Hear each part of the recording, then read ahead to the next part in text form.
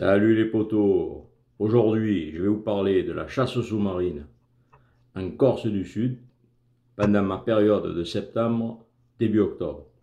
Vous aurez aussi un instant tuto pour traiter de la chasse sous-marine dans le sable, donc quelques rudiments pour éviter de faire n'importe quoi quand on va pêcher dans le sable, et un petit bonus sur la pêche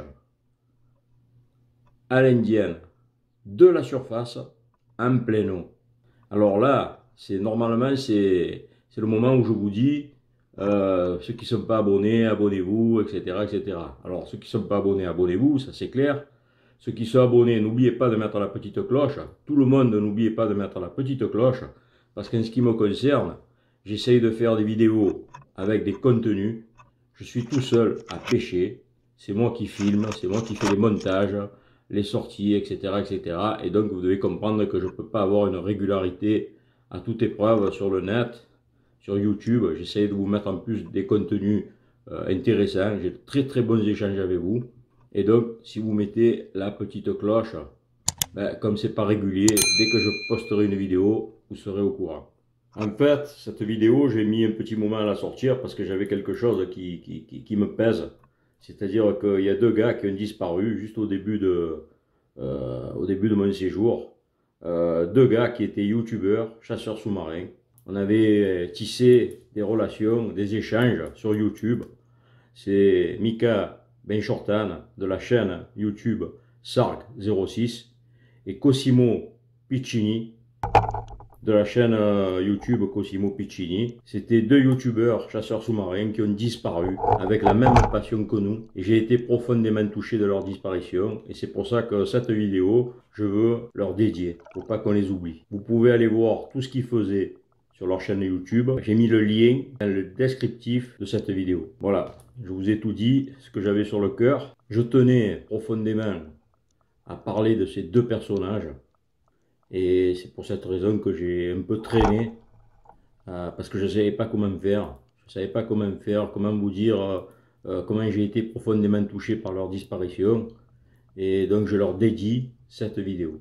Allez. Alors vous avez vu dans les images que je traverse le maquis pour atteindre la mer. Donc ça va être une fois sur deux, une fois sur trois, je vais me retrouver dans des zones où il faut marcher comme ça pour descendre et atteindre la mer. Tout ça j'ai filmé une seule fois, je vous ai pas mis la totalité des images parce que ça ne finissait plus. Quelquefois il fallait marcher plus de 20 minutes. Et donc je vous ai quand même fait un petit résumé. Quel plaisir quand on voit cette mer, même si c'est très tôt le matin. C'est un régal, mais ça ne veut pas dire que vous allez faire du poisson. Là, ce qui va se passer pendant cette période de septembre-octobre, c'est que la thermocline, elle va être très très très profonde, au-delà de 60 mètres. Alors vous allez me dire, mais comment tu fais pour savoir que la thermocline, elle était au-delà de 60 mètres? Eh bien voilà les gars, j'ai eu la chance de croiser Abdel Alouache, notre champion du monde d'apnée, qui s'entraînait pendant cette période sur Ajaccio. Ça faisait quelques années qu'on se loupait, qu'on n'arrivait pas à se croiser, à discuter ensemble. Et là, j'ai passé une bonne partie de l'après-midi avec lui. un jour où il avait fait une pause, et c'est lui qui m'a dit, poteau, si tu chasses, il faut que tu saches une chose, c'est que l'eau à 60 mètres, elle est à la même température qu'à la surface. Ces dernières années, en Corse, l'eau elle est de plus en plus chaude et de plus en plus profonde. Et si d'une année sur l'autre, ben, vous allez voir du poisson, une autre année vous n'allez pas en voir, ben, c'est la thermocline qui va réguler tout ça. Parce que là, quand elle est chaude à 24, 25, à 60 mètres, je peux vous dire que ça endort un petit peu la vie. Les petits poissons, les poissons moyens et les gros poissons, finalement, toute la chaîne alimentaire, ben, elle n'est pas beaucoup en mouvement. Et les sorties, ben, elles vont pas être poissonneuses. Donc il va y avoir une ou deux occasions, il ne faudra pas les louper. Et donc en ce qui me concerne, j'ai dû faire une vingtaine de sorties. Et là j'ai dû faire en gros 6 ou 7 fannies, c'est-à-dire pas de poissons. Alors sur les 7 fannies, il y avait bien 3 fannies volontaires parce que j'avais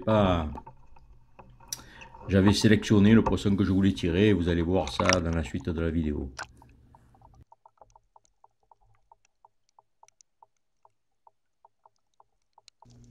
Alors malgré cette thermocline, j'ai pas pu m'empêcher d'aller regarder les spots où en juin, juillet, j'avais fait de très très belles pêches. Et là, ce matin-là, vous voyez, je fais une sar, ça va être le seul poisson que je vais attraper de cette sortie. Et je vais vite comprendre que ben, le poisson, il va pas être là, il va falloir aller le chercher. Et c'est pour ça que je vais me donner du mal en allant explorer des zones où j'ai pas l'habitude d'aller, quoi. Donc là, on est sur une zone, je suis dans la zone où je suis passé dans le maquis. Donc je suis descendu, ça fait peut-être 1h30 que je suis dans l'eau à faire de l'indienne et des agachons. J'ai pas vu grand chose, pour pas dire rien, le désert. Et là, je viens de m'apercevoir qu'il y a un loup à la pointe qui est en train de chasser. Donc j'avance très très très doucement. Je sais que ça va être la seule occasion que je vais avoir, peut-être de la sortie. Voilà, je m'agrippe au rocher. Pas de bruit. Il est là, il est assez loin, mais je vais quand même tenter le tir. Bim, pleine tête. Voilà, ben ça récompense 1h30 d'effort. Sans rien voir. On est content de prendre un poisson. Ouais, ce ne sera pas le seul de la sortie. Ce jour-là, je vais faire un gros lasagne. Presque aussi gros que le loup, même plus gros, je crois. Voilà, alors là, pour tous ceux qui observent qui font du montage vidéo, voilà, toujours se mettre face au soleil, contrairement aux prises de vue terrestres, où là, les objectifs, vous voyez, je regarde dehors pour savoir où c'est qu'elle est la lumière, et vous pouvez vous apercevoir qu'il y a des petites gouttes d'eau, il pleut. Alors en général, c'est par ces temps, on arrive à croiser beaucoup de poissons, mais ça n'a pas été le cas pendant ce séjour. Voilà, il faut savoir que la zone où je suis, elle est relativement à l'abri, elle est à l'abri par les écueils. Et donc derrière les écueils, ça bouge pas mal. Là, je suis sur un spot, vous voyez, devant, ça fait une forme noire là-bas au fond. Je me prépare à descendre pour aller faire un agachon dans cette lisière. Et au moment où je vais descendre, vous allez voir, il y a un gros lasagne. Alors là, il paraît pas gros, c'est clair. Et vous allez voir, dans cette zone, je vais en tirer un deuxième. Et là, vous allez voir que ce lasagne, eh ben, il faisait son pesant d'or. Donc j'étais bien content de tirer ce type de poisson. Moi qui n'ai pas trop l'habitude de chasser à trous, voilà, prendre un beau lasagne qui fait un peu plus du kilo, ben, ça fait toujours plaisir. Et là, vous allez voir, la mer, je suis en lisière du mauvais temps. Donc là, j'étais dans la zone accalmie. Et vous allez voir que si on ne file pas des coups de palme assez énergiques, je vous accélère un peu la scène. Vous voyez, la mer, elle est en train de m'envoyer sur les rochers. On a vite fait de se faire exploser par les rochers.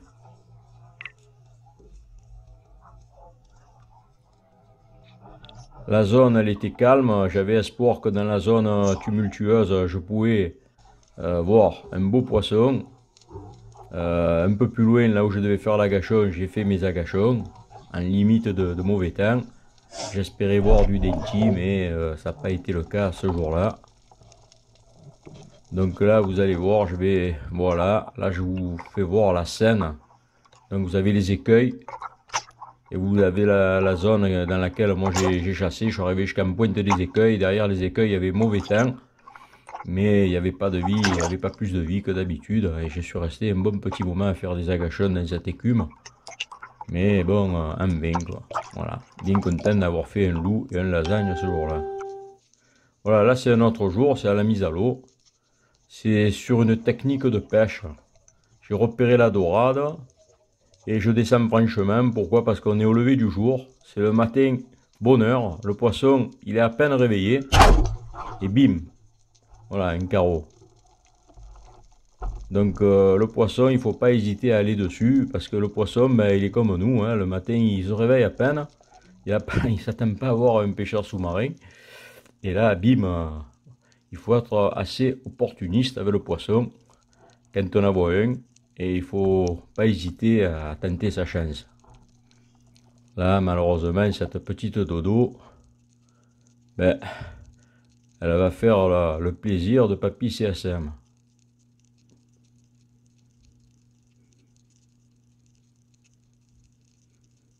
Là, je ne me lasse jamais de ce bleu de la mer profonde qu'on retrouve en Corse. Et l'eau elle est claire, ça favorise pas forcément la pêche à la gâchon, mais c'est magnifique. Voilà, ce matin-là, je crois que je ferai que cette dorade.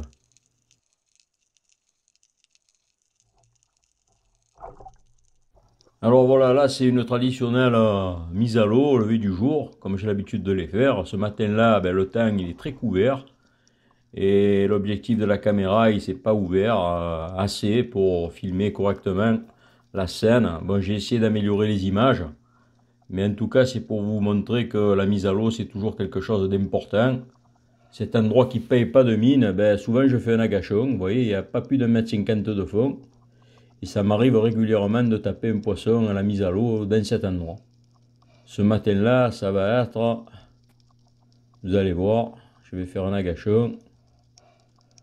Voilà, il n'y a quasiment pas de fond. Je vais bien me cacher. Sur la gauche, là, sur ma gauche, il y a une petite écume. Il y a un petit remous, il y a un petit courant. Et c'est pas rare de voir sortir un poisson de cette zone. Et ce matin-là, vous allez voir.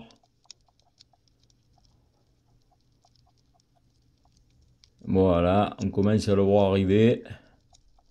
Il n'est pas épais. Bim. Plein fer. Donc il n'est pas très gros le bara. Le bara, c'est le poisson que je rate une fois sur deux. Et paradoxalement, c'est pas forcément les plus petits que je rate souvent. Souvent, ça m'arrive de rater des gros barracudas. Allez comprendre pourquoi, sa forme, les raies dessus, j'en sais rien, sa façon de bouger. Donc une fois sur deux, j'ai tendance à louper ce poisson. Là, c'est le traditionnel barracuda que je fais régulièrement depuis plusieurs années en Corse. Bon, je ne suis pas un acharné de ce poisson.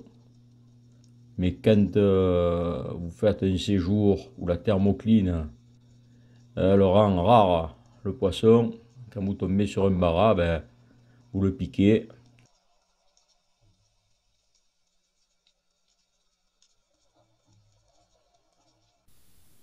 Et voilà l'instant tuto, comme promis, la pêche sous-marine dans le sable.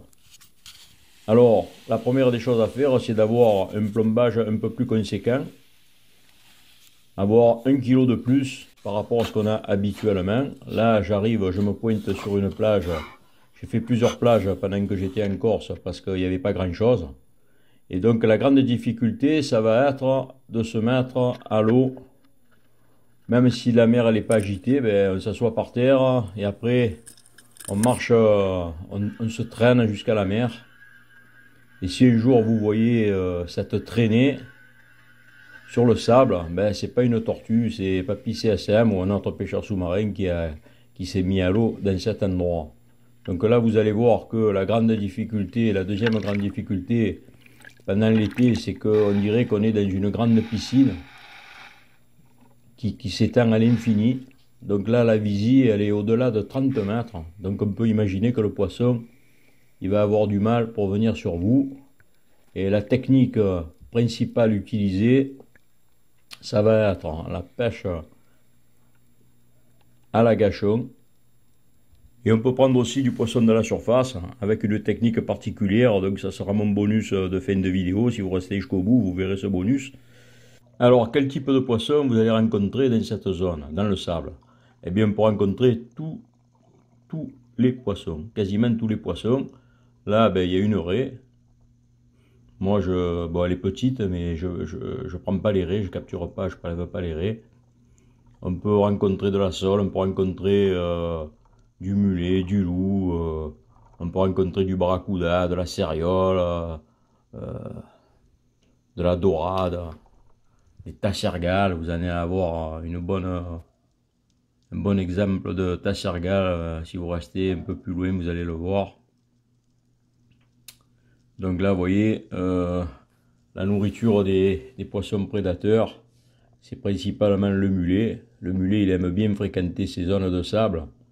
Là, je suis pas loin d'un estuaire, il y a de l'eau douce, de l'eau saumâtre. Et tous les matins, quand je me suis mis à l'eau, les rares fois où je suis venu, ben, j'en ai rencontré des mulets, par dizaines. Alors je me suis abstenu de tirer, même si je suis sorti Fanny, mais j'étais pas venu pour ça. Là, vous voyez, il y en a quelques-uns qui broutent. Ils broutent dans le sable, ils mangent les petites bestioles, là, ils filtrent le sable. Alors là, vous avez un habitant du sable qui est assez venimeux. On dit que la piqûre de la vive dans le ventre, elle peut tuer un être humain. Celle-là, je peux vous dire qu'elle faisait plus du kilo et elle n'avait pas peur de moi. Donc je vais la faire partir, vous allez voir, presque je la touche. Tranquillement, le décampe là, tranquille, tranquille. Elle n'est pas du tout stressée. Elle ira se poser un peu plus loin. Et j'en verrai pas mal, mais j'étais pas venu pour prélever de la vive. Donc la grande difficulté, une des grandes difficultés, comme je vous ai dit, ça va être de faire des agachons. Alors il y a deux façons de faire l'agachon. Moi j'avais repéré cette zone, et j'avais repéré qu'il y avait une chaîne-mer au fond, avec des points d'accroche. Vous voyez là, la chaîne-mer. Et donc elle s'étalait sur plusieurs centaines de mètres. Et donc j'avais la possibilité de m'accrocher au fond pour faire les agachons. Mais si vous n'avez pas de point d'accroche au fond, ça peut être une épave, une carcasse de voiture, ou ça peut être n'importe quoi, vous avez la possibilité de descendre jusqu'à annuler la flottabilité. Ouais, et là c'est un petit rason. C'est un poisson qu'on voit de plus en plus en Corse. Je sais qu'il y a des pays où ce poisson il est tirable. Vous voyez, ils sont deux. C'est un poisson qui peut atteindre 5, 600, 700 grammes. Donc il y en a qui les tirent pour les manger. Donc là on voit bien la chaîne où je vais faire un grand circuit d'agachons. Je vais faire des agachons tout le long de cette chaîne.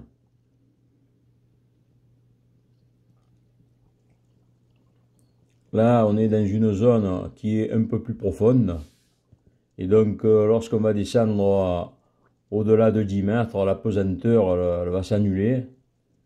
Et simplement le plomb que vous avez en plus, il va vous permettre de rester au fond, bien calé. Alors voilà, là on est dans ce type de zone où je suis descendu un peu plus profond, la pesanteur s'est annulée. Et là, je vois très très loin, la caméra n'arrive pas à le filmer, je vois des lichamis, toute une bande de lichamis. J'essaye de les faire venir, mais moi je ne suis pas très stable au fond.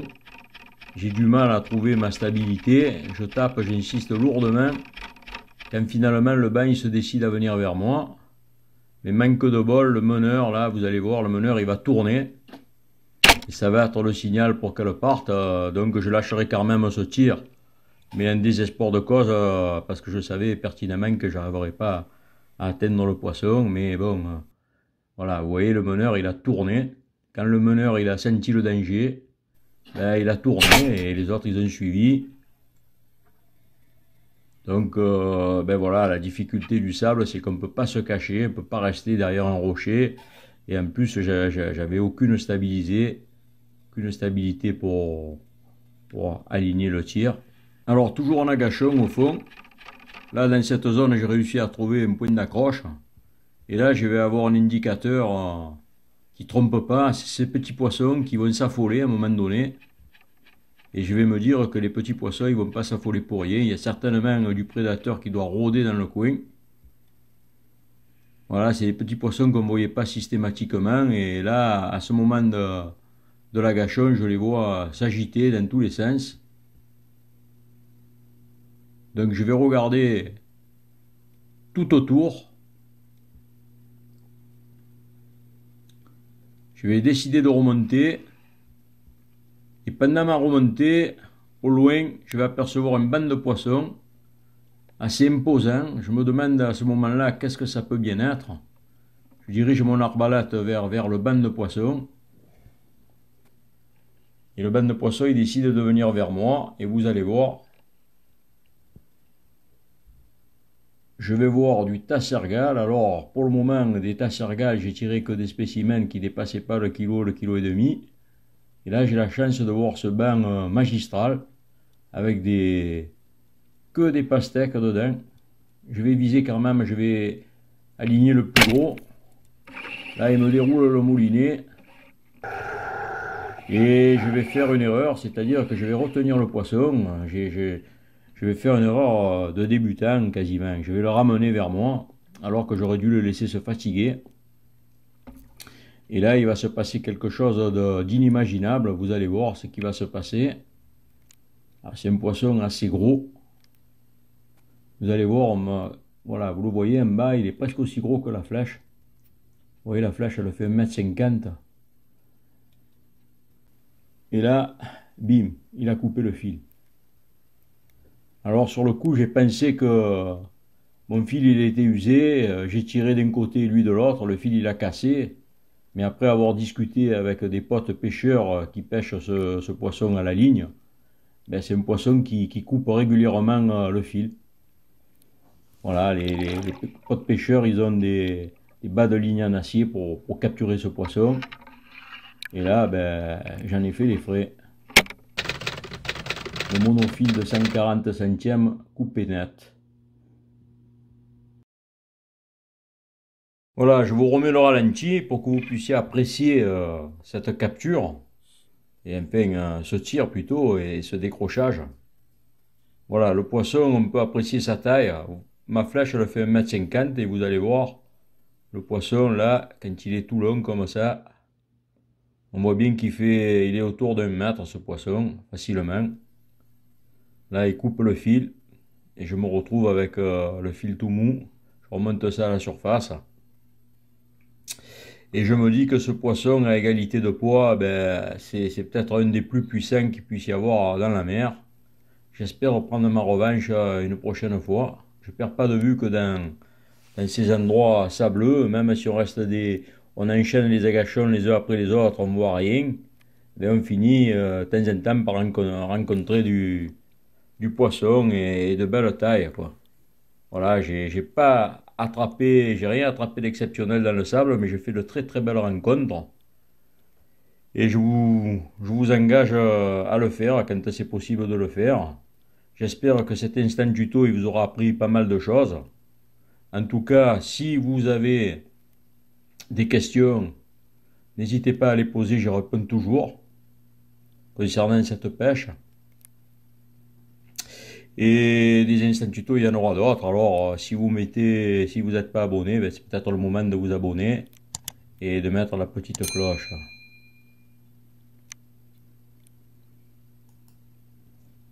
Alors moi qui dis un poisson sur le fil, c'est un poisson attrapé. Ben là, je revois ma copie, c'est pas tous les poissons, quoi. Donc voilà, on va passer à des moments un peu plus intéressants en termes de capture. Donc là, je me retrouve sur la zone où j'avais vu le lasagne. Donc ça faisait 1h30 de pêche, j'avais rien vu. J'arrive sur le même spot. Et dans cette faille là, je vois la sœur jumelle de la lasagne que j'avais pris avec le loup.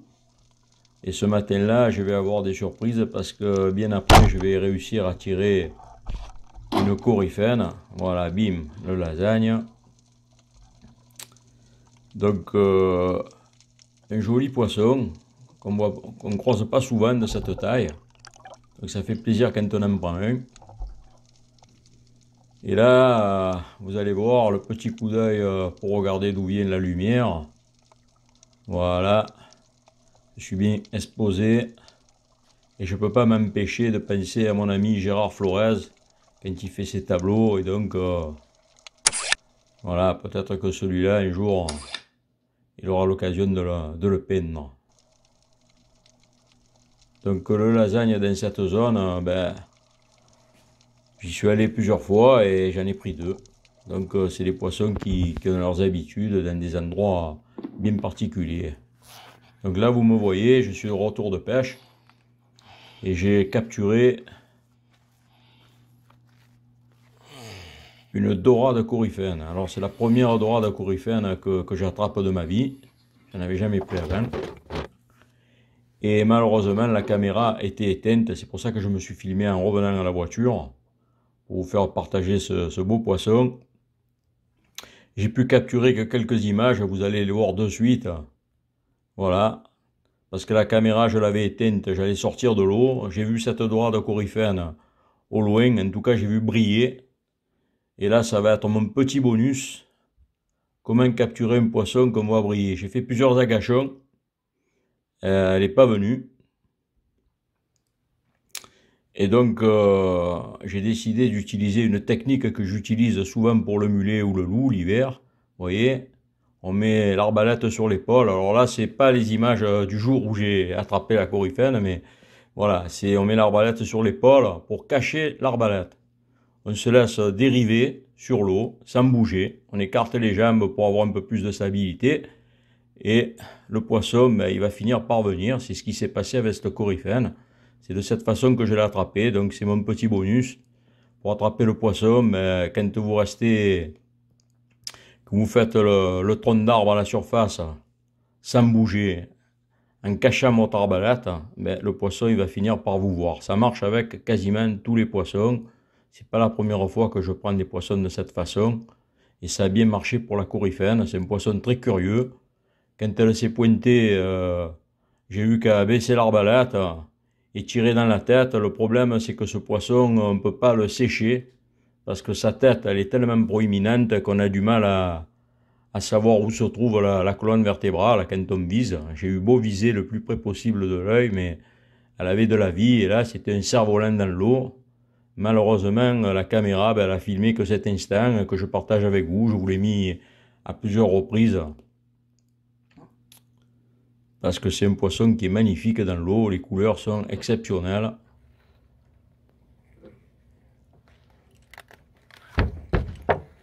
Voilà, là vous voyez le lasagne. Et la coryphène. En plus, c'est un excellent poisson à manger. Ma première coryphène. La première que je vois et que j'ai réussi à attraper. Voilà, le tir là. C'est dans la tête, dans le haut du corps. Mais bon, là c'est que de la viande, donc elle m'a déroulé la moitié du moulinet. Voilà, mais elle a fini quand même sur la croche poisson. Allez, ciao, ciao. Voilà, on dira que j'ai eu un peu plus de chance qu'avec le tassergal. Elle était sur la ficelle et elle n'a pas mordu le fil pour le couper.